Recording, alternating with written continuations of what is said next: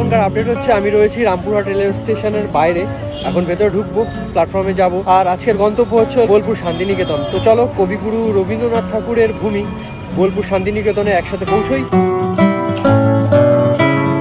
তো আমার কপালে লাল এই টিকা দেখে মনে হতে পারে যে আমি কোত্থেকে আসছি, আর এটা স্বাভাবিক, আমি রামপুরহাট স্টেশনে রয়েছি। তো এই টিকা কোথা থেকে আসবে অবভিয়াস।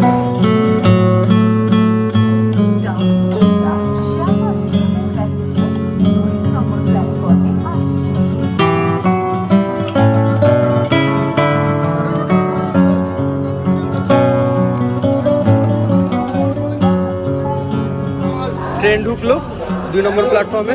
আমি ভাবছিলাম এটা লোকাল ট্রেন, তো ভিড় হতে পারে। যদি ভিড় হতো, পাশে 3 নম্বরে মাতারা এক্সপ্রেস দাঁড়িয়ে আছে, দৌড় মেরে এক্সপ্রেস টিকিট কেটে মাতারায় উঠবো। যদি কিনা এই ট্রেন ভিড় থাকতো। তো ট্রেনটা ঢুকেছে একেবারে ফাঁকা, এই যে জানলার ধারে সিট পেয়ে গেছি। বাইরের দৃশ্য দেখতে দেখতে বোলপুর শান্তিনিকেতন পৌঁছবো। যাক,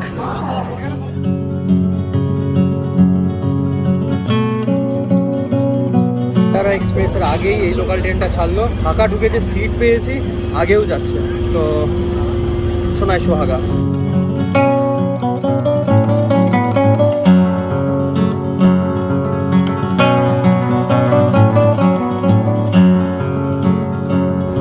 ট্রেন প্রান্তিক স্টেশন ছাড়লো, বোলপুর স্টেশন ঢুকছে। জায়গা থেকে উঠে ব্যাগ কাঁধে নিয়ে দরজার কাছে চলে এসেছি। এখনই নামবো বোলপুর শান্তিনিকেতন।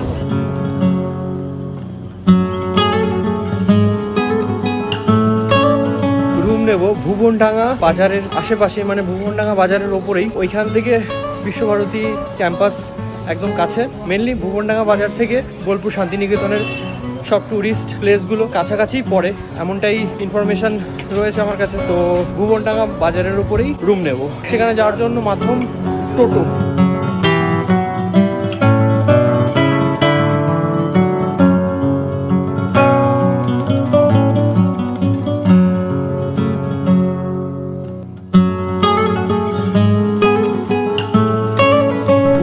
মার্কেটের একেবারে প্রপারে রিয়া গেস্ট হাউসে চেক ইন করলাম। ঘড়িতে সময় 4:45, আর এক্ষুনি কোনো রকমে চোখে মুখে জল দিয়ে দৌড় মারবো সোনাঝুরির হাটে। কারণ সারা বছর সপ্তাহের শনি আর রবি এই 2 দিন সোনাঝুরির হাট হয় জমজমাট।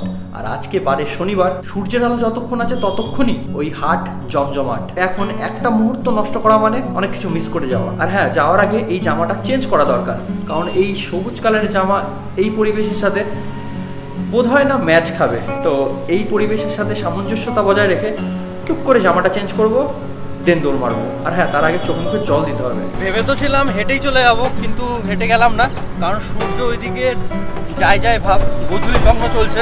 হেঁটে গেলে অনেক লেট হয়ে যাবে। ওইদিকে সোনাঝুরির হাট গোটানো শুরু হবে। কোনোভাবে রিস্ক নিলাম না, টোটোতেই যাচ্ছি। আর বাঁদিকে রয়েছে বিশ্বভারতী ক্যাম্পাস।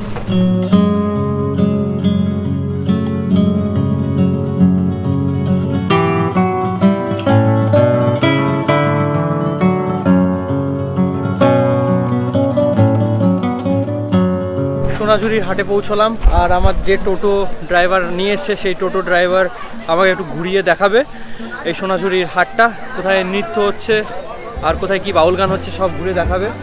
তো লেটস সি।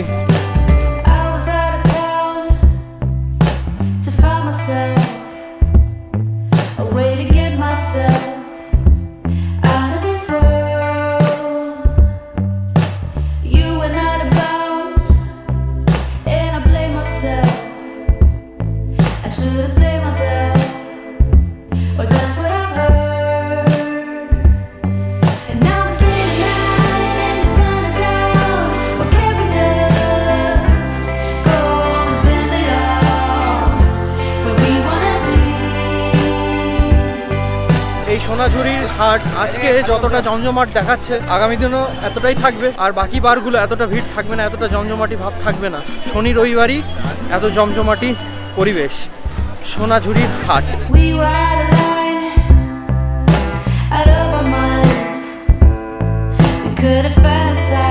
হাটের মাঝে ছোট্ট একটা জায়গায় আদিবাসী নাচ হচ্ছে, আর এদিকে সব পাঞ্জাবি, কুর্তা, বিভিন্ন ফটো ফ্রেম দেখে তো সবই কিনতে ইচ্ছা করছে। কিছু কিনবো, একটা দুটো জিনিস তো অবশ্যই কিনবো, বাড়ির জন্য কিছু কিনে নিয়ে যাবো। এই সোনাঝুরির হাটের ভেতরেই রয়েছে দুটো তিনটে রিসর্ট, চোখে দুটোই পড়লো, আরও আছে কিনা জানি না। Shakuntala resort, Ramshyam resort. বাইরে থেকে দেখলাম ভেতরে সুইমিং পুলের ব্যবস্থা রয়েছে এই রিসর্টগুলোতে, তো এখানে এসেও থাকা যেতে পারে, আমি জানতাম না। নেক্সট যখন আসবো তো এই রিসর্টগুলোতে থাকার একটা প্ল্যানিং করেই আসবো। দেখে খুবই ভালো লাগলো। রুম থেকে বেরিয়ে সোনাঝুরির হাট মানে অনুভূতিটাই অন্য লেভেলের, অন্য রকমের।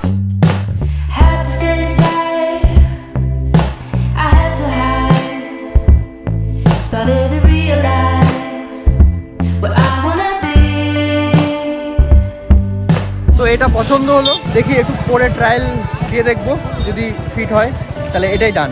এই যে জামাটা নিলাম 180, জামার উপর দিয়ে পরেই দেখলাম ঠিক আছে, একটু টাইট টাইট লাগছে জামার উপর দিয়ে, জামা খুলে গেঞ্জি পরে গেঞ্জির উপরে জামাটা পরলে পারফেক্ট হবে।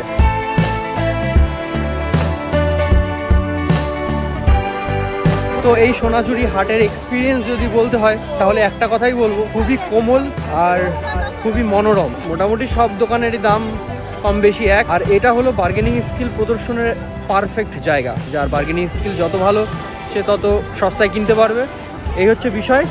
আর রোদ নেমে গেছে কিন্তু এখনো আলো রয়েছে। এই সোনাঝুরি হাটের ভেতরে বিভিন্ন খাবারের স্টল আছে, চায়ের স্টল, ফুচকার স্টল, মোমোর স্টল, আইসক্রিমের দোকান। তো এই সব কটার মধ্যে মোমোটাই পিক করলাম।